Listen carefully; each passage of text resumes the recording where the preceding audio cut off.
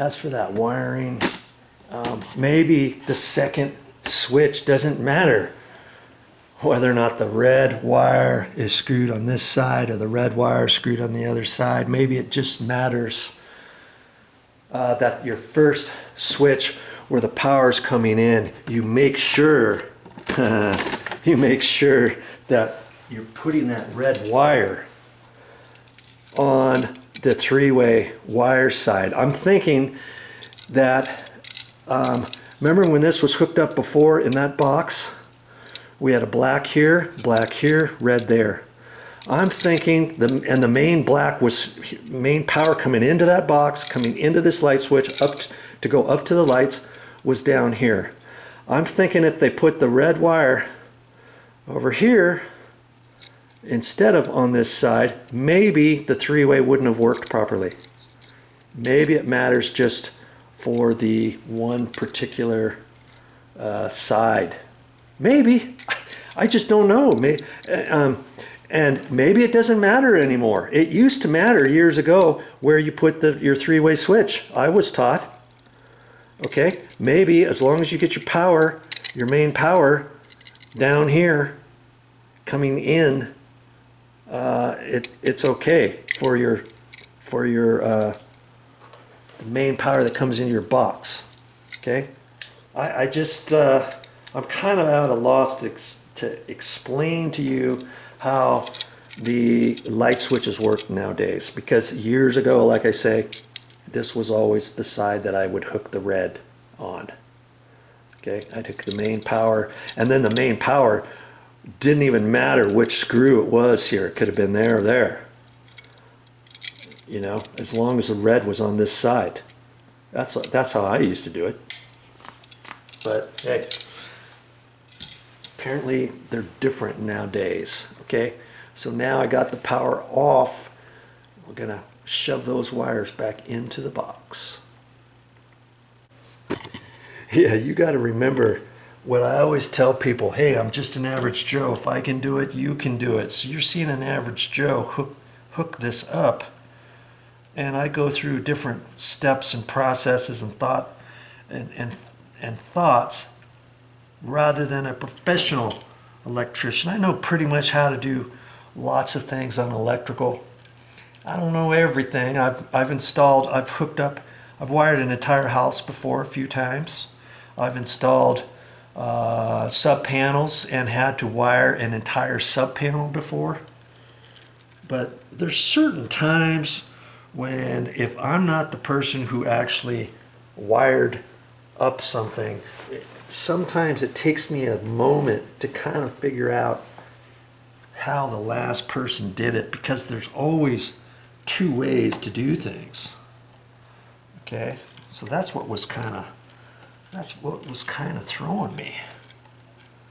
Okay, so these wires were pushed up just like how the old light switch was in here before, and I'm going to have to kind of see how to reposition these to try to get them back there as far as I can without getting my fingers grubby on the wall, let's say, and pushing these wires back and everything. And I should, like I say, I should have enough room, because there was enough room before. But see, there weren't any of these wire nuts before either, was there?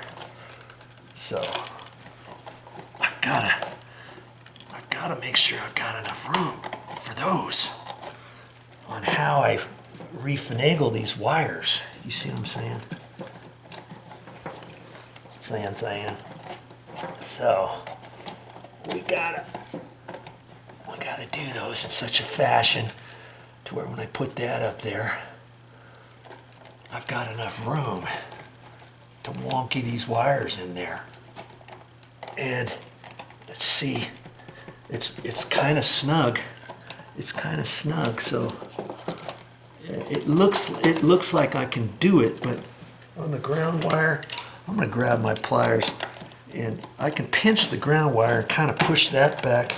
I don't like doing that with regular wire that is not stripped, because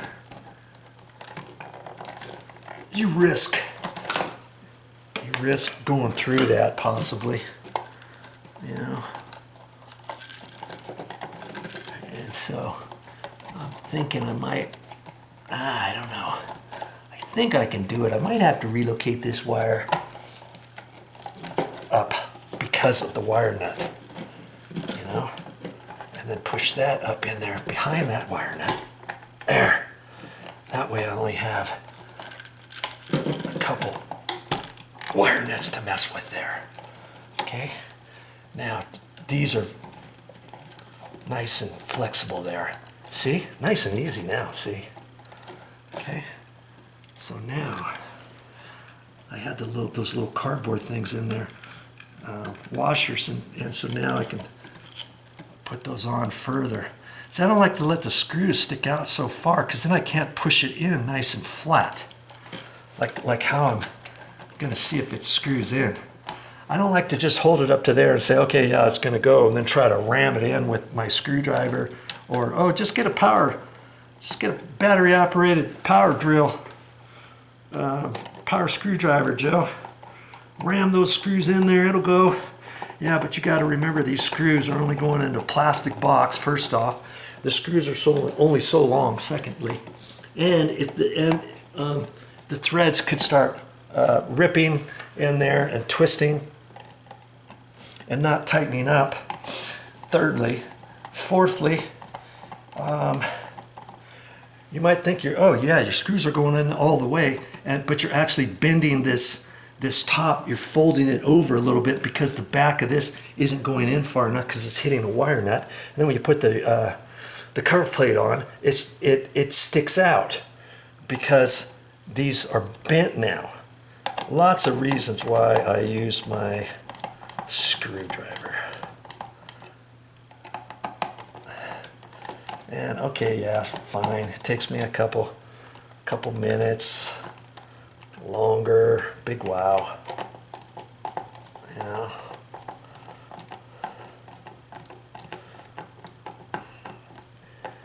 I can make sure I don't over tighten it and all that good stuff. Okay. At this point, I don't know what the gap is. This can be slid to the right or to the left, to the right or to the left. And I can line these up. I like to make this that the cover plate, once I put the cover on, you know, once I put the cover on, I stand back, and if it looks crooked this way or crooked that way, I know that I can adjust everything to make it nice and straight, and make sure that the gap is nice. Even if it fits in here, sometimes it could be tight over here and a slight gap over here.